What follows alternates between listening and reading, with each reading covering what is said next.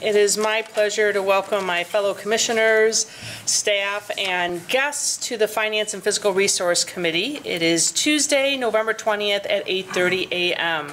We will start our meeting with public comment. Is there any public that would like to address the Finance Committee? Please come up and state your name and address.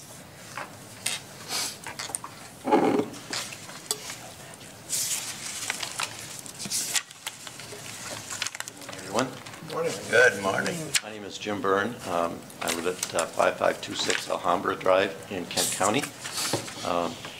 And I'm here as a representative of the Kent County Senior Millage Committee, of which I happen to be the vice chair.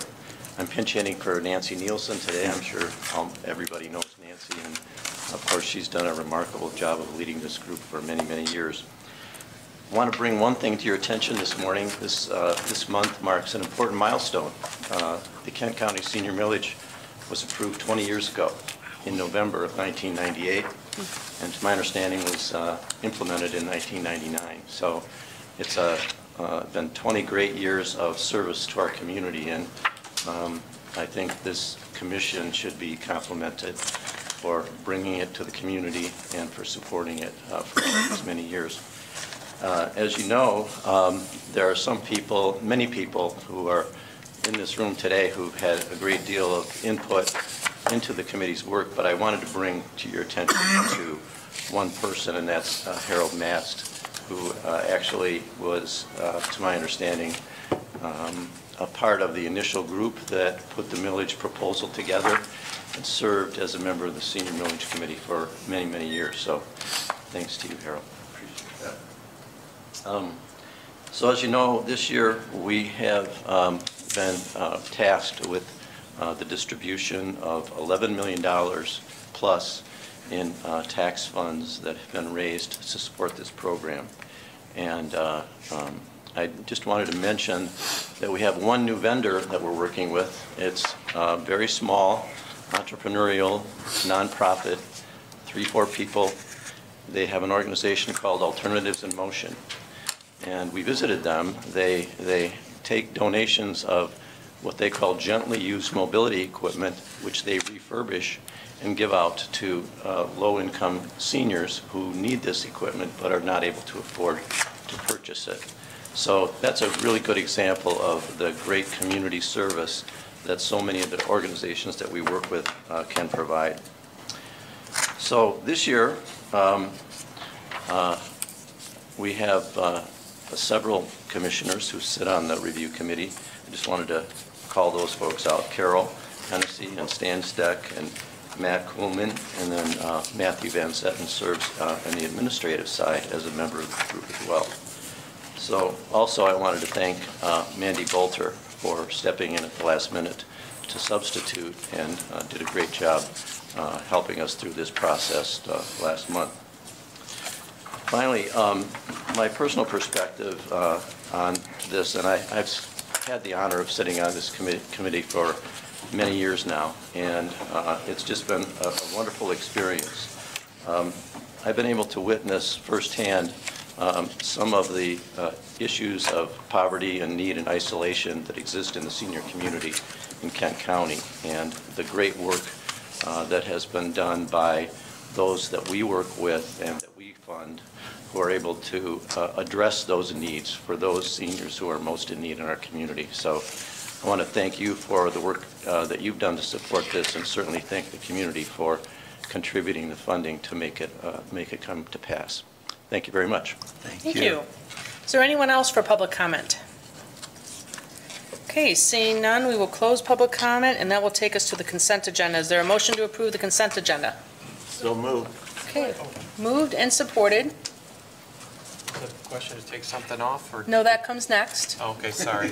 Is there anything that needs to be pulled from the consent agenda? Sorry, I'd like 2C to come off, only because I want to talk to Matthew, not Matthew, Matt. Okay. So yeah. All right, so we will pull 2C. So with that, we will vote on all the items for the consent agenda except 2C. All those in favor, please say aye. Aye. Opposed, same sign. Okay, that will bring us to 2C, and we need a motion to approve that. So is there a motion to approve 2C from the consent agenda? So moved. Okay, Support. moved and supported. And questions, comments, and discussion. Commissioner Bukowski. Yeah, I just, we're noting the voter approved increase of taxes. So I didn't want that to just simply slide under the dark of night in the consent agenda. That voters seem to enjoy the services that their taxes purchase. And so within those, so that is all the amendment is just increasing that report so that those taxes can be levied. Correct. Correct. These were the millages that were approved in the November election. The apportionment section, or the apportionment session takes place by mandate in October, and this is just amending those millages that were passed in November. Okay, thank you so much. Just wanted to make sure. Okay, so that's, Linda, was that item 4, though? Item 4 is a part of the new millage. Okay, The item 4 is the actual levy of the newly approved millage. It's the enforcement report.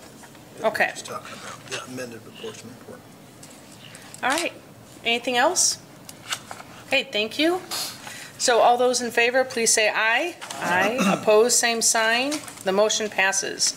That brings us to item number 3 from the Administrator's Office. Wayman? Yes, this is a request to the board to allocate $11.6 million in senior millage funds for 2019 as recommended by the Area Agency on Aging of Western Michigan, and to approve the agreement for administration of senior millage services with AAA West Michigan, and to authorize the board chair or designate to execute the agreement. The AAA West Michigan holds contracts with 31 agencies to provide services with funding from the Kent County Senior Millage. Under the terms of the contracts, the funding level is evaluated annually based on new program proposals, current year operations, and available funding. In early October 2018, the Kent County Senior Millage Review Committee evaluated 2019 funding requests and made recommendations regarding funding for each service. These recommendations were forwarded to the AAA West Michigan Executive Committee on October 22nd, 2018, which is now recommending them to the county for approval. The county proposes to enter into an agreement with AAA West Michigan to serve as the senior millage administrative entity for development, coordination, and implementation administration of the services delivery system for millage-funded programs for senior citizens. In addition to the annual contracts for service delivery and administration, senior millage funds will also be used to provide in-home services, prescription assistance, flu, pneumonia, and shingles vaccinations, and emergency needs funding to seniors through the purchase of service arrangements. Amounts to be allocated through this process have been included in the bid tabulation and recommended sheet.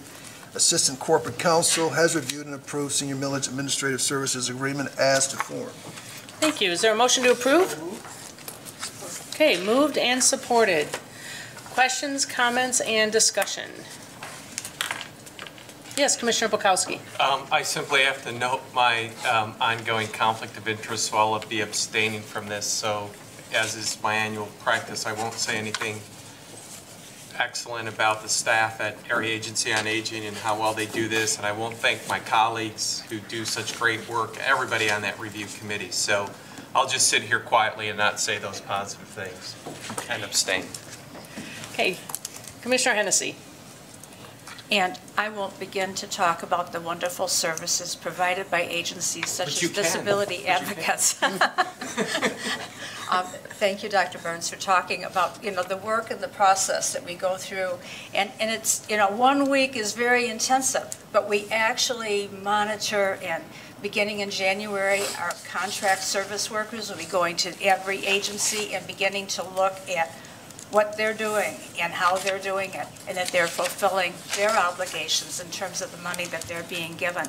And a lot of this work, you can see by the report that's given to you, there's, priority services, general services, assisted services, but it's categorized so that we're really meeting the biggest need there is for people to stay in their homes.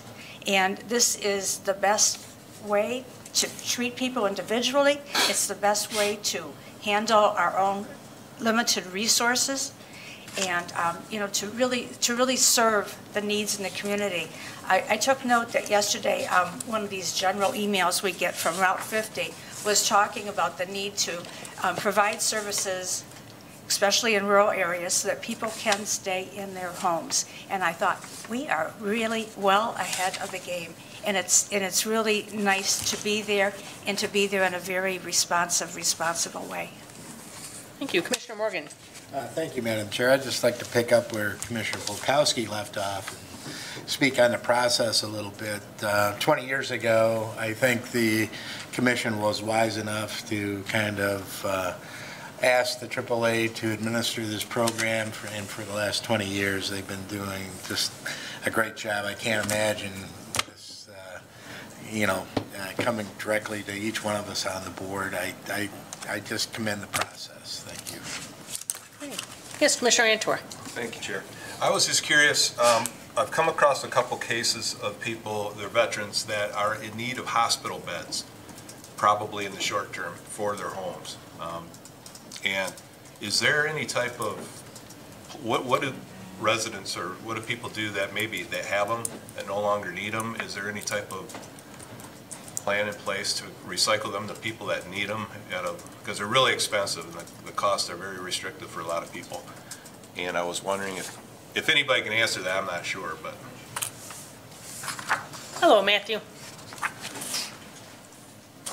I just talked to Ann Ellerman, and she's got an answer for that. Ann's the director of the contract services for AAA West Michigan, and is the lead staff for the millage. So, and just a little background, we've been asked for grants from an organization I'm involved with for hospital beds, but the folks are terminal. Before short term, that's a huge cost, and we're trying to figure out if there's a way of getting them that were already used, and maybe they're stacking up someplace. Well, good morning. I don't have an answer, but it's something that we can look at, because Dr. Byrne was just talking about a new service partner we're working with that has the mobility equipment and the wheelchairs, which some of them are probably a lot more expensive even than a hospital bed. So it's something that you can task us to look at this year. Well, that's kind of what brought it to mind when you mentioned absolutely. that. And if you could take that back and see if there's, I imagine there's someplace, I don't know if they sell them on Craigslist afterwards or what, but I know there's a need out there for those beds, and most people can't afford them. So. Absolutely. So we'll look into it and report back to you. Okay, thank you very much. Hey, anyone? Yes, Commissioner Mast. I just want to thank Dr. Byrne for his service on the allocation committee and for his kind comments. It was 22 years ago that I was elected to this body, and then 20 years ago that we started this process. And I was going to follow precisely what Commissioner Morgan said. We were very fortunate to select the Area Agency on Aging West Michigan to be the administrator, but I remember that was a fairly deliberate process to get them selected. But it's interesting that as we considered putting on the millage for the Ready by 5 early childhood, we strongly advised them to allocate the money very similar to what AAA at West Michigan has done, and I think they've been communicating with them, and so hopefully now that has passed, that is going to be done the same way, because this has been a very successful, very, very popular to the voters.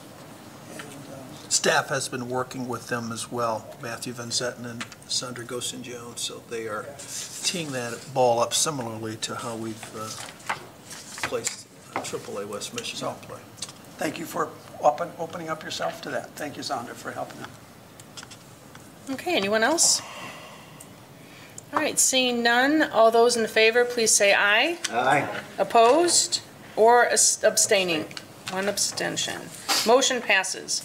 That brings us to item number 4 on the agenda for the Board of Commissioners from Fiscal Services. Wayman? Yes, this is a request to the board to levy a winter 2018 early childhood millage and to appropriate $5,700,000 to the Early Childhood Services Special Revenue Fund. On June 28, 2018, the Board of Commissioners approved the resolution authorizing a ballot question asking voters to approve a dedicated millage of .25 mils for early childhood services for children up to 5 years of age and their parents. As a result of the November 6th election, county voters authorized a new dedicated property tax millage in support of early childhood services, and the Board of Commissioners is requested to levy a winter 2018 early childhood millage. The resolution will authorize the levy of the .25 mils on each $1,000 of taxable value against all real property, subject to taxation in Kent County, and the prepared 2019 budget did not include the early childhood millage as it had not yet been approved by the voters. It is estimated that the millage would generate $5.7 million in property tax revenue. Funds derived from the levy of this millage will be utilized to support early childhood services in the 2019 budget. Is there a motion to approve? In support? Support. All right. We have motion moved and supported. Questions, comments, and discussion. We'll start with Commissioner Voorhees. Thank you, Chair Jones.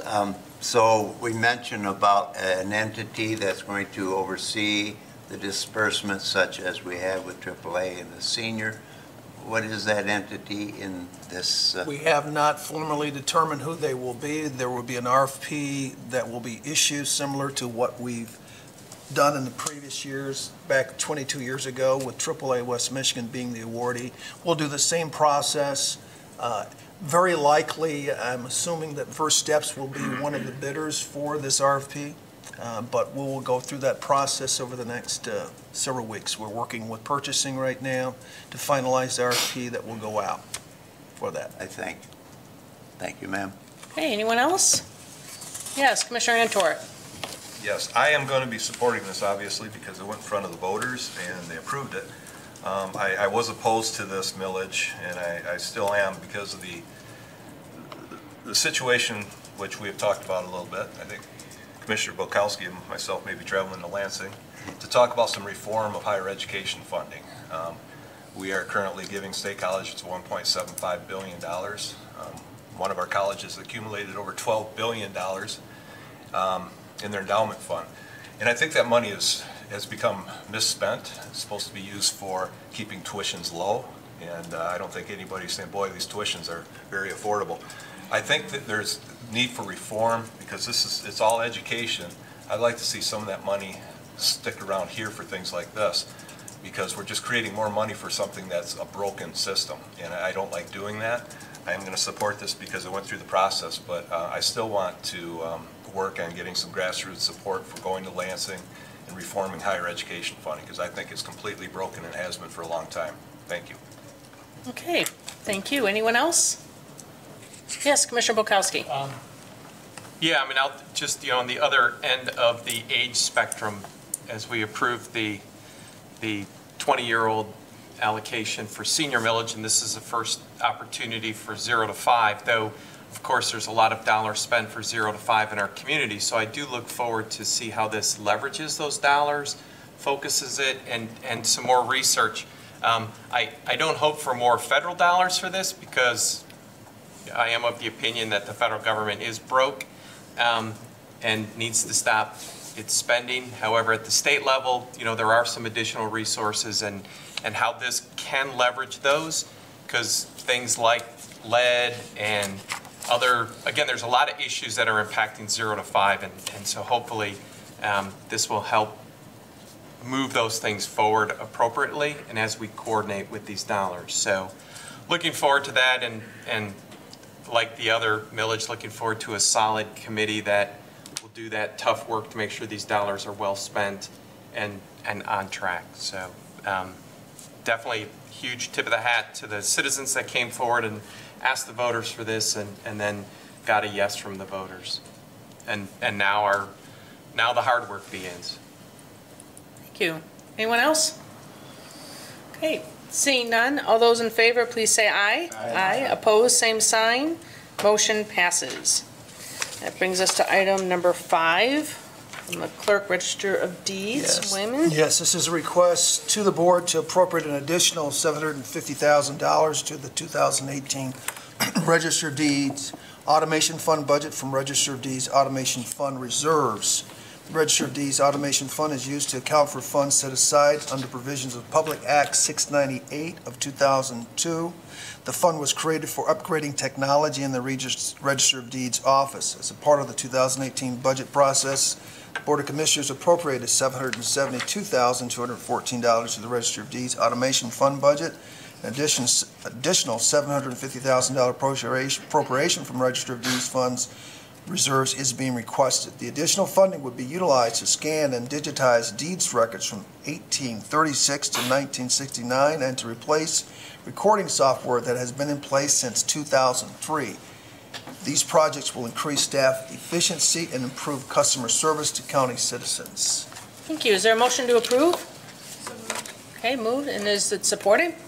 Support. Thank you. Moved and supported. Questions, comments, and discussion? Yes, Commissioner Bukowski. This seems like a lot of dollars at the last month of the fiscal year, and I don't know if we can talk to, I mean, it's coming from that automation fund. However, where does that money come from to go into that fund? And again, are we going to spend it now or just authorizing the expense for this? Why don't we have the county clerk come up? Again, I mean, while she's coming up, I definitely agree this stuff should be digitized, and I'm assuming it will be put online and all that stuff for people to search and make it easier. Just looking at, it's a lot of money. Yes, it is. Thank you. Thanks for the question. Where the money comes from to go into the fund, part of that Public Act 698 of 2012 sets aside $5 for every single document that is filed within the Register of Deeds office to be set aside in the automation fund for technology upgrades, just so that we can stay current and utilize technological advances for these property records. It is a large chunk towards the end of this budget year, and frankly, part of that is as a result of going through the RFP process and making the selection of the software, which will be also utilized by our Vital Records division in the clerk's office as well. So it's kind of a twofer in this regard. As we've gone through the process, when we did the budget for 2018, we simply didn't have a firm grasp of the entire capabilities and what that was going to look like at the very end. Knowing that we have about a $1.2 million fund balance in this account, and we are, when I took office 2 years ago, kind of part of our vision was, what do we do with this fund? Our system's 15 years old. We have 133 years of scanning that has to be done. So we knew it was going to be costly because we just haven't invested in doing it up front and keeping it going. So that's where the cost comes from. That's where the money for the fund comes from. I hope that answers your questions. Yep. Thank you. Thank you. Anyone else? Yes, Commissioner Hennessy. How long have we had the $5 set aside for this kind of a fund in our register, as you register property? Well, the act went into effect in 2002. However, it used to be, it was reformed to $5 per document. I think before it was $30 for every transaction or something like that. And that was changed, I think, somewhere between 2013 and 2015, where it became $5 each document versus transactional. Okay. And that's money that stays here, and it does stay in a special account? Yes, yep, it's a completely separate fund from the general fund. And I can follow up one more time. So that means that it doesn't have to come into us through a CIP type process? Correct, is my understanding. Yes. Okay. Okay, anyone else? All right, thank you, Lisa. Thank you. Seeing no further questions, comments, or discussion, all those in favor, please say aye. Aye. Opposed, same sign. The motion passes. That brings us to item 6 from the Health Department. Yes, this is a request to approve the Health Department Spectrum Health System contract for 2018-19 and to accept and appropriate $89,000 to the 2018-19 Health Fund budget for the Strong Beginnings program, and to authorize the board chair to execute the grant agreement and approve grant extensions and changes within 15% of the original award. Strong Beginnings is a home visiting program that uses community health workers to work alongside nurses and social workers in the maternal and infant health program to provide services that do not require the skill or expertise of a nurse or a social worker. The Strong Beginnings program goals are to improve birth outcomes and decrease the rate of infant mortality, to reduce the barriers to care for pregnant women, infants, and toddlers through community outreach, case management, and education, and to improve care for pregnant women through improved screening and coordination, and to engage the community to advocate for culturally competent care. The Health Department provides outreach, support, and case management services to high-risk women who live in the Kent County area and are pregnant or the mother of a child 0 to 2 years of age. The agreement period for the Spectrum Health contract is November 1, 2018 to March 31, 2019. In the event grant funding is eliminated or decreased, the positions funded by this grant will be eliminated unless continuation funding is approved, presented to the fiscal policy on grants, contracts, and donations. Okay, is there a motion to approve and support? Who supported that? Support? Commissioner Antor. Okay, great. Commissioner Antor got it. Thank you. Moved and supported. Questions, comments, and discussion? Yes, Commissioner Antor. Thank you, Chair. I'm wondering how this plays along with our millage that just increased. And is this redundant? Do we still need this money? Yeah, we still need the money. Let's have Adam London come on up and I know we could always use and money. chat. I'm just wondering if it's. Good morning. It's not redundant. There is nothing in the early childhood millage that's going to replace this program. This is a program which has been in place for about 20 years now. It is, however, our goal as the programming within the early childhood millage is developed to make sure that we very carefully knit the services that we provide for pregnancy through 2 years into that programming, so that we're helping these highest risk families get everything they need to make sure their kids are ready for school and in a spot where they can be successful. So you're going to be working with the administrators of the millage, that group, to kind of blend this? Absolutely. With this program and with every other thing that we do to serve families in Kent County. Okay, thank you very much, Adam.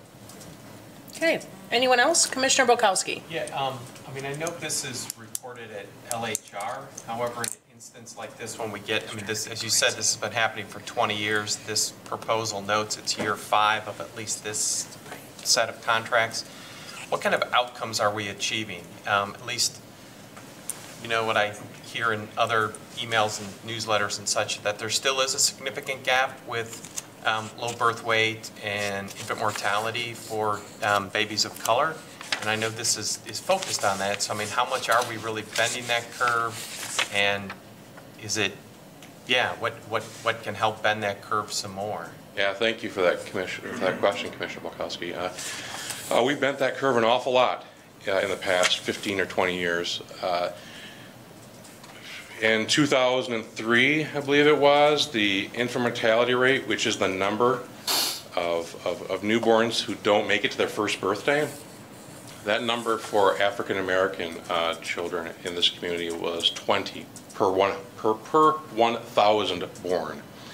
The rate at that time for white babies was, I believe, at 7 per 1,000 born. The rate now for all races has come down pretty significantly, in part to programs like this, but also to everything else the community has done with safe sleep and child seats and everything that everyone from law enforcement to public health have been working on. But we have brought the number, the infant mortality rate now for African Americans to 10. So we've cut it in about half in the past 15 years or so. The number for Hispanics and for white babies has also come down pretty significantly. If we consider that the birth rate has been about the same in that period of time, which it has been, there are about 200 children that are with us here in Kent County now that wouldn't otherwise have been if it weren't for programs like this. So I believe that's the best outcome for us. We've also seen that our rate of low birth weight children and premature children has gone down for mothers who participate in programs like this. All right. Thank you so much. Okay, anyone else? Thank you, Adam. Oh, Commissioner Mast? Well, and just kind of to reiterate, the purpose of the millage that we've had is to catch children beyond the birth, beyond 1 year to probably 3 or 4 years old. So it's not a duplication. I think that's what you said already. Thank you for that clarification. Yeah, this program takes mothers and babies to age 2. We then would like to hand them off to other supportive services. Okay, Commissioner Morgan. Just a comment, that's pretty significant reduction. I think that's a really good outcome, not that we need to, fall asleep or, fall asleep at the switch or anything, but having that kind of reduction and bending that curve is pretty remarkable. It really is. I just wanted to point that out. Thank you. Anyone else? Thank you, Adam. All right, all those in favor, please say aye. Aye. Opposed, same sign. The motion passes. That brings us to item number 7 on the agenda from Human Resources. Wayman? Yes, this is a request for the board to approve the management pay plan, pay range, wage, and benefit changes. Approximately 260 clerical, professional, and management positions are covered under the management pay plan, pay structure. As authorized by the Board of Commissioners, the management pay plan administrative process provides for periodic review and adjustment to the pay structure for MPP positions. It is recommended that the MPP pay structure be implemented as proposed by McGrath Consulting. This will convert the MPP structure to a step program similar to the union step pay structures. This will result in new pay grades and steps for MPP employees that would take effect on December 31, 2018. The total salary cost to implement this new pay structure, along with a minimum increase of 2.5%, is $904,000. Proposed changes for the to the MPP benefits includes the maximum retiree health care stipend for employees who retire on or after January 1, 2019 will increase to $400 a month. The annual paid time off allotment for MPP employees hired before July 1, 2016 will increase to 80 hours for full-time employees and 40 hours for part-time employees. A one-time 48-hour bank to supplement short-term disability benefits will be added for employees hired on or after July 1, 2016.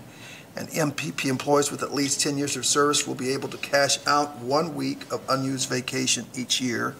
The total cost of $1.2 million to implement the proposed changes is included in the 2019 proposed budget. This item was recommended for approval by the Legislative and Human Resources Committee at its November 13, 2018 meeting. Thank you. Is there a motion to approve? Moved and supported. Questions, comments, and discussion? Commissioner Morgan? Yeah, I understand the changes, but can somebody explain to me the STEP program and how that works? Is it by an evaluation process, or is it just because you've been here for 3 years, or 2 years, or 10 years?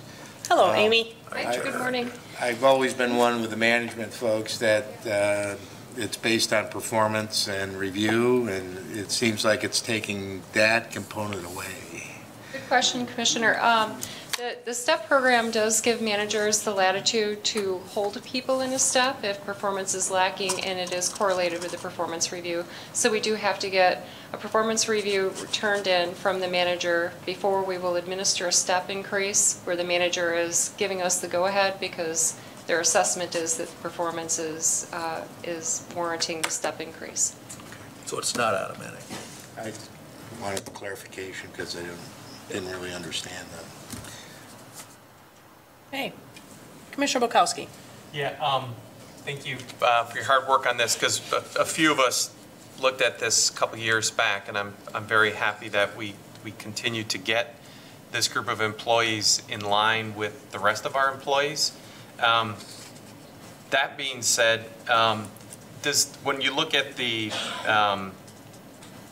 benefit changes, does that put folks more in line with the unionized staff, or a half a notch or a quarter notch above? Because my assumption is that the unionized staff will ask for this if this is more, and so we'll never catch up, right? Yep. Yeah, also a good question. These changes make the MPP identical to the union staff, so they're being implemented to make sure that it's kind of an even playing field for benefits for everybody. All right. Thank you much. Okay. Yes, Commissioner Morgan. Just so I can understand it, then the MPP was lagging or was a little behind, and that's why we brought this, been working on this for the last few years. than the union rank and file, right? Is that? Well, with the benefit changes, for most unions, those same benefit changes will go into effect on exactly the same date because we negotiated the bulk of our union contracts this year. So for the most part, Good job, by the way. the effective date would be the same. Yeah. Okay, thank you. Okay, anyone else? Oh, Commissioner Antor. Yes, thank you, Chair. The total cost for this was $904,000. Can you, is that just the increase in salaries because of Yep. this? Yeah, the increase in salaries is the 940, and then the 1.2 million includes the benefit changes. Hey, anyone else? Okay, seeing none, all those in favor, please say aye. Aye. Opposed, same sign. The motion passes. That will bring us to item number 8 on our agenda from Kent County Community Action. Wayman? Yeah, this is a request to accept and appropriate $443,000 in various grants to authorize the board chair designate to execute the grant agreements and approve grant extensions and changes within 15% of the original award. The Kent County Community Action has applied for and has been awarded the following grants: the Emergency Food Assistance Program, which is $56,900, Michigan Energy Assistance Program, which is $336,000, and the CHIP Lead Remediation Grant, which is $49,000. Services offered include lead paint remediation, heating assistance, and food distribution to eligible residents. Is there a motion to approve? So moved. Moved and supported. Questions, comments, and discussion. Yes, Commissioner Antor. Thank you. How is this distributed as far as who qualifies? Is this like a CDBG type of allocation, or? Is this the CDBG program? Morning, Matthew. Hi, Matthew. Morning. These programs are all have litmus tests of eligibility like a CDBG program. Sometimes it's 150% of poverty, sometimes it's 200% of poverty, but you'd have to have certain asset tests and things like that. So it's all regulatory, established by primarily the state or federal government. So this is some money on top of what we normally get for CDBG. Correct. So this funding was previously, and these services were previously provided through Asset. And then when the merger happened, just celebrated our first year, these services are now under the county umbrella and the community action umbrella. And so with CDBG programs, it's in that same department now. Okay. And then, so just looking at this list of grants, the CHIP remediation grant, the CDBG program staff does this grant and then can work with clientele potentially to put other CDBG home rehab opportunities together for lead remediation. So the goal was to work to figure out how to best create portfolios of services to meet needs of our community. And all these, the emergency food assistance, would that normally fall under a CDBG? No, that's a separate funding stream that comes through the U.S. Department of Agriculture. So will you be notifying somehow the townships that there's this money out here, or how is this information? Yeah, so Community Action has a wide network of resources they use already in partnership with the Senior Millage and other nonprofit organizations. So we can get the presentation from LHR that they just did on their performance measures that documents how broad these are. But we can work with the townships as well to share the information more broadly. Be a first come, first serve. You have to apply, and yeah, when food runs out, it runs out. Okay, thank you, Matthew. Yep. Okay, Commissioner Morgan? Thank you, Madam Chair. Good morning, Matthew. The lead remediation, is that one of the first programs that through the Yep. So community development? Yeah, so Commissioner Breevy and the lead task force that she chaired, as part of that, we were able to get some funding from the state of Michigan through the city of Grand Rapids. It's Medicaid funding called CHIP. And the $49,900 is a subcontract from the city of Grand Rapids for out-county, non-city services. So it can work with township in out-city houses that might have lead in them. And then we couple that with the opportunity to look at the CDBG program to remediate that lead. So one of our townships helped us get some money together to get this started.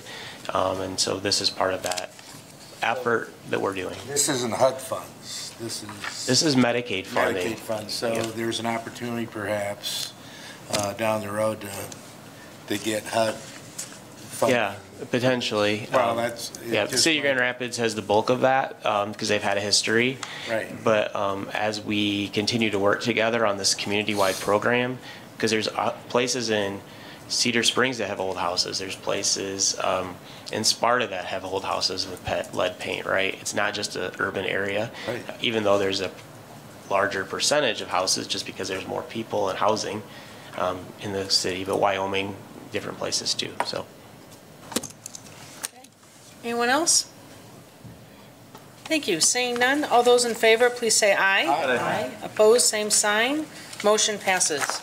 That brings us to item number 9 on our agenda from the Kent MSU Extension. Wayman? Yes, this is a request to authorize the purchase of development rights in approximately 36 acres of property in Sparta Township as recommended by the Agricultural Preservation Board, to accept and appropriate all funds awarded by the American Farmland Trust in the amount of $110,000 and any matching funds from landowners, foundations, or townships, and to authorize the county administrator, controller, or designee to execute the conservation easement and any associated documents.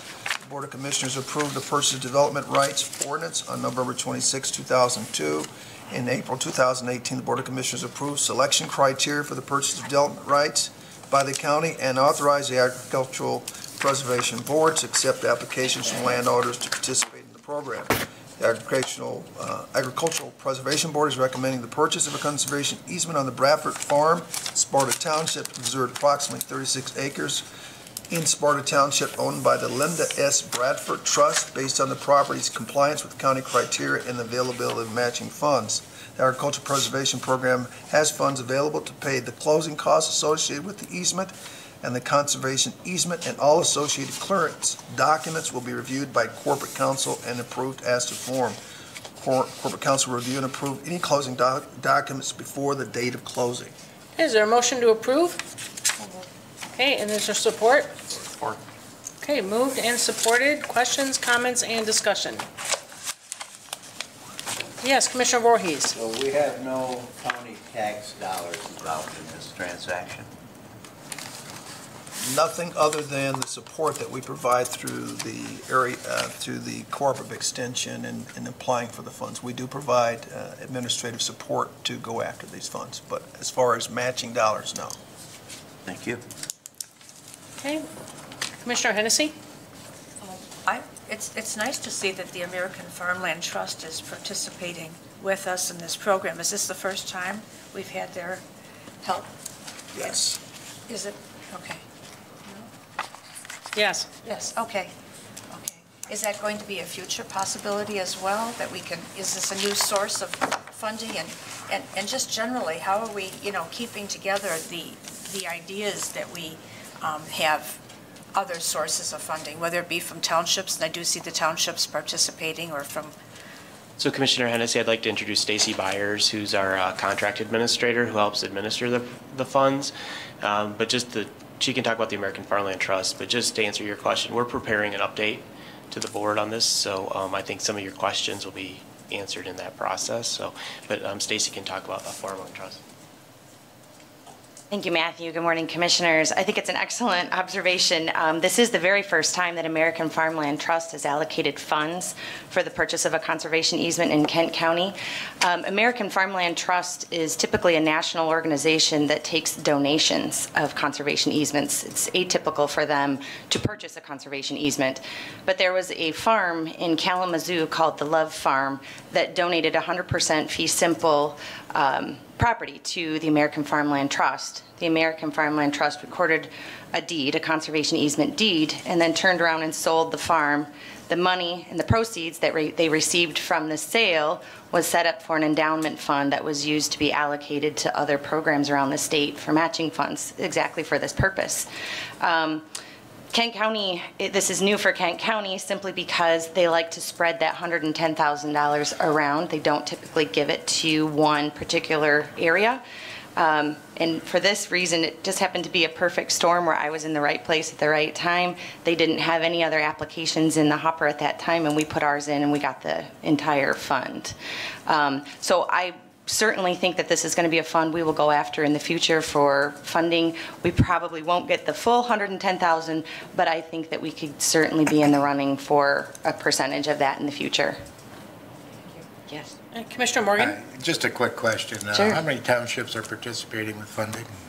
Just Sparta Township, which is where the farm is. On this particular farm, yes, just Sparta Township. And how many overall? Well, we've had matching funds from Virgin's Township when we have easements in Virgin, and from Granton Township. We're actually working toward a easement in Ada Township, and Ada Township is looking towards It's putting... site-specific usually? It is, it is. Townships like to obviously preserve farms that are in their backyard, so. Got it. Sure, sure.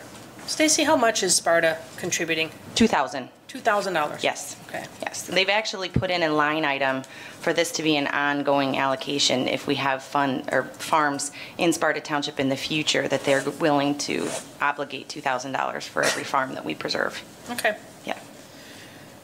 Yes, Commissioner Antor. Thank you, Chair.